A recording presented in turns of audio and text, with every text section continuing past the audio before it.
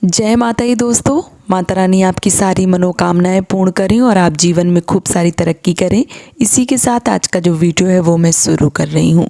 दोस्तों आज के वीडियो में मैं बात करने वाली हूँ शरद पूर्णिमा के बारे में, क्योंकि इस बार जब शरद पूर्णिमा पड़ेगी मतलब 28 अक्टूबर को दिन शनिवार को, जिस दिन शरद पूर्णिमा का पर्व है मनाया जाएगा, उसी दिन जो चंद्र ग्रहण है वो लग रहा है।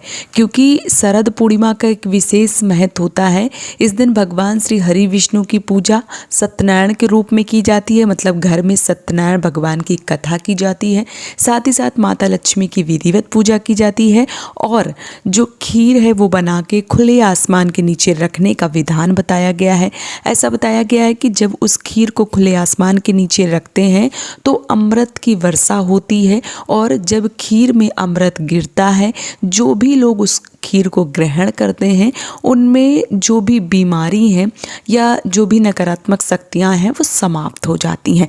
ऐसा एक तरीके से विधान बताया गया है, या यूं कहूँ कि बहुत सारे लोगों के मन में ये धारणाएं हैं। अब कितनी सत्य हैं कितनी नहीं है वो तो मुझे नहीं पता है, लेकिन जो मैंने सुना है अभी तक वो मैं आज आपके साथ शेयर कर रही हूँ। अभी जब शरद पूर्णिमा जो है वो आएगा 28 तारीख को, तो 28 तारीख को ही जो चंद्र ग्रहण है वो लग रहा है, और ये साल का आखिरी चंद्र ग्रहण जो है वो लग रहा है। और क्योंकि इस दिन पूर्णिमा होती है, अश्विन पूर्णिमा जो है वो इस दिन होती है, और अश्विन पूर्णिमा को ही शरद पूर्णिमा का पर्व मनाया जाता है। इसे कोजागरी पूर्णिमा और अमृत पूर्णिमा के नाम से भी जाना जाता है, क्योंकि ऐसा मानना है कि अमृत जो है उसकी वर्षा होती है और उस खीर में गिरती है, इसलिए इस पूर्णिमा को अमृत पूर्णिमा भी कहते हैं। अब क्योंकि इस बार जो चंद्र ग्रहण है वो पड़ रहा है, तो खीर बहुत सारे लोगों के प्रश्न आ रहे हैं ना कि दीदी जो खीर है वो इस साल रखें या ना रखें, क्या इस साल वर्षों से चली आ रही परंपरा समाप्त हो जाएगी, क्या इस बार खीर का विधान नहीं होगा, या जो खीर है इस बार हम नहीं खा पाएंगे। तो देखिए ऐसा कुछ नहीं है। खीर आपको 28 तारीख को नहीं रखनी है। कब रखनी है, बहुत सारे लोगों के मन में ये प्रश्न जो है वो आएगा। तो खीर आपको 27 तारीख को रखनी है। पहले क्या होता था, पहले केवल 12 पूर्णिमा आती थी।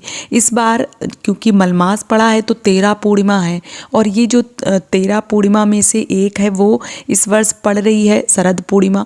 मतलब ऐसा नहीं कि हर साल नहीं पड़ती, हर साल पड़ती है, लेकिन इस वर्ष खरमास या मलमास की वजह से 13 पूर्णिमा, हर साल 12 होती हैं, इस वर्ष 13 पूर्णिमा है। और इस वर्ष ही जो शरद पूर्णिमा है उसी दिन चंद्र ग्रहण का साया हो रहा है। तो जब चंद्र ग्रहण लगता है 9 घंटे पहले ही सूतक काल शुरू हो जाता है। और जो भी मान लीजिए गर्भवती माताएं बहनें हैं, उनके लिए भी मैं बता दूं कि जो गर्भवती माताएं बहनें हैं उनको जिस दिन चंद्र ग्रहण लगता है उससे पहले ही उनको अपने पेट में किसी भी तरीके का लाल कलर का गेरू या लाल कलर का कलर या गाय का गोबर लगा लेना चाहिए। ऐसा इसलिए करना चाहिए कि जो चंद्र ग्रहण पड़ता है या सूर्य ग्रहण पड़ता है उसकी जो किरणें होती हैं उसका प्रभाव बहुत ज़्यादा होता है और नकारात्मक रूप से होता है।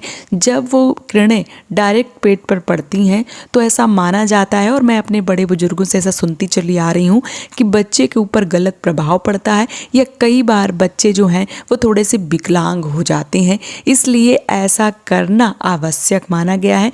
जब हम पेट पे जो मान लीजिए गेरू है या गोबर है या कोई और कलर है नहीं लगाते हैं, लाल कलर ही लगाया जाता है, क्योंकि लाल कलर का प्रभाव जो है वो ऊपर से आते आते कम हो जाता है। तो जब हम लाल कलर लगाते हैं तो जो नकारात्मक ऊर्जा है या यूं कहूँ कि जो शक्ति है एक प्रकार की वो समाप्त हो जाती है। वो लाल कलर का इतना ज़्यादा महत्व जो है वो बताया गया है। तो अगर आप लोग नहीं लगा रहे थे या आपको बताने वाला कोई नहीं था, तो आप जब आप चंद्र ग्रहण पड़े उससे पहले ही, मतलब 9 घंटे पहले ही सूतक काल शुरू हो जाता है, तो आप 9 घंटे पहले ही जो गेरू है वो लगा लें तो ज़्यादा उत्तम रहेगा। क्योंकि जो माताएं होती हैं वो डरती हैं अपने आने वाले संतान को कोई दिक्कत कोई परेशानी ना हो। इस वजह से ये मान लीजिए पुरानी हम चीज़ों को ना माने, फिर भी हमारा एक अंदर से जो भावनाएं होती हैं वो बहुत ज़्यादा सरलतम होती हैं। हमको लगता है कि जो भी दिक्कत परेशानी है वो हम झेल लें, लेकिन हमारे बच्चों के ऊपर कोई दुख जो है वो ना आए। इसलिए भी ऐसी भी धारणा आप मान के अपने पेट में जो गेरू है वो ज़रूर लगाइए, या किसी भी तरीके का लाल कलर अगर आपके पास है तो वो भी लगा सकते हैं। जब कुछ ना हो तो हमने गांव में देखा है कि बहुत सारे लोग गाय का गोबर जो है वो भी लगा लेती हैं। तो जो भी आपके पास अवेलेबल हो, जो भी सामान आपको आसानी से मिल जाए वो आपको लगा लेना चाहिए। अब जो लोग पूर्णिमा का व्रत करते हैं और स्नान दान करते हैं, उनको 28 तारीख को ही मान लीजिए व्रत करना है। दान पुण्य वाली पूर्णिमा जो है वो भी इसी दिन करनी है और इसी दिन व्रत करना है। सत्यनारायण की जो कथा है वो भी इसी दिन सुननी है। जब सूतक काल समय होने वाला हो उससे पहले ही आपको पूजा पाठ इत्यादि जो है वो कर लेना है, क्योंकि जब सूतक काल शुरू हो जाता है 9 घंटे पहले, तो जो भगवान के कपाट हैं वो बंद हो जाते हैं। भगवान सत्यनारायण की जो कथा है फिर उसके बाद नहीं होगी। इसलिए जो भी कार्य हैं वो आप 28 तारीख को ही करें, लेकिन चंद्र ग्रहण पड़ने से पहले ही करें, क्योंकि चंद्र ग्रहण रात में पड़ेगा और जो भी पूजा पाठ है वो आप दिन में कर लें। साथ ही साथ जो खीर है वो मैंने कल एक वीडियो डाला था, फिर मैं बता दे रही हूँ कि जो खीर है वो 27 तारीख को बनानी है। 27 तारीख को बनाकर ही, मतलब 28 तारीख की जो सुबह होगी ना, जैसे मान लीजिए 4:30 बजे, तो थोड़ी सी देर के लिए बाहर रख दें, ताकि सुबह भोर में जब अमृत की वर्षा हो तो आपके खीर में अमृत की वर्षा जो है वो हो सके।